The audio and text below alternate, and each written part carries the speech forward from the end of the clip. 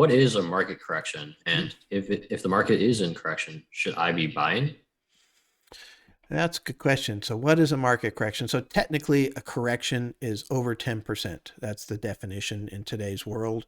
And so, most people call that by the close. So, the close on one day versus the close on another day, you would be, if it's more than 10%. So, the S&P is in correction territory. It's had more than a 10% drop.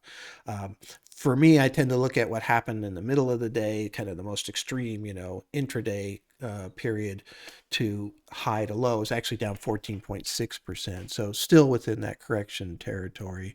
Um, and so that's the definition of it. Once you get to 20%, they call that a bear market. And so it's really kind of that 10 to 20% is correction. We have had, just for historical purposes, we've had 29 corrections, 10 to 20% downturns on the S&P 500 since World War II. Okay, so every 3 years, give or take, we have something like that. The average recovery time is 4 months. So that kind of fits in with my thought process of maybe by the end of June, we're kind of back to where we were, that kind of stuff. And so the big difference is, though, a average downturn on the stock market is 15% with no recession. The average and about a 4 month recovery. The average downturn with a recession has been negative 36%, with a 50, I think it's a 58 month recovery time. Huge differential.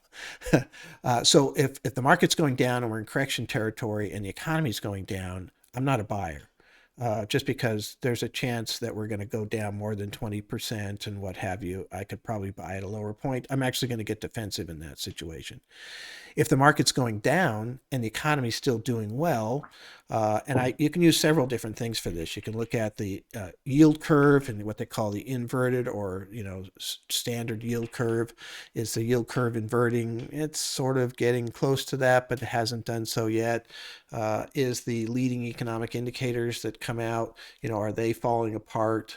So we saw a little downturn last month, but we need to see a little bit more, and so at the moment, again, looking at what the Federal Reserve is talking about, the economy's doing well, job market's doing well. There's 11 plus million jobs open. That doesn't seem like a recessionary sign to me. I think, there's some pieces out there that could cause recessions, but they're not at this point. So I'm a buyer in this correction only because, I'm not seeing the economic downturn happening that would make me not want to be a buyer, if that makes sense.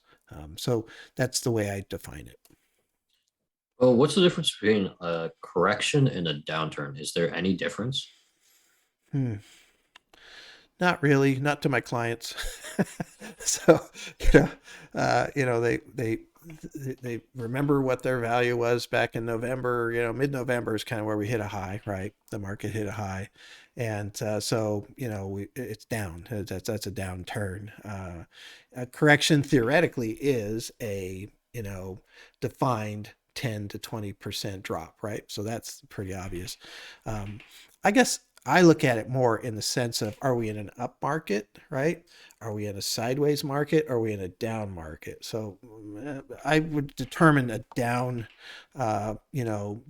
market to be something where the economy and the stock market are both coming down, right?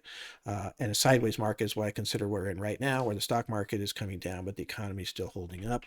Upward market is they're both going up, right? And so different strategies that I use for investing in those different markets.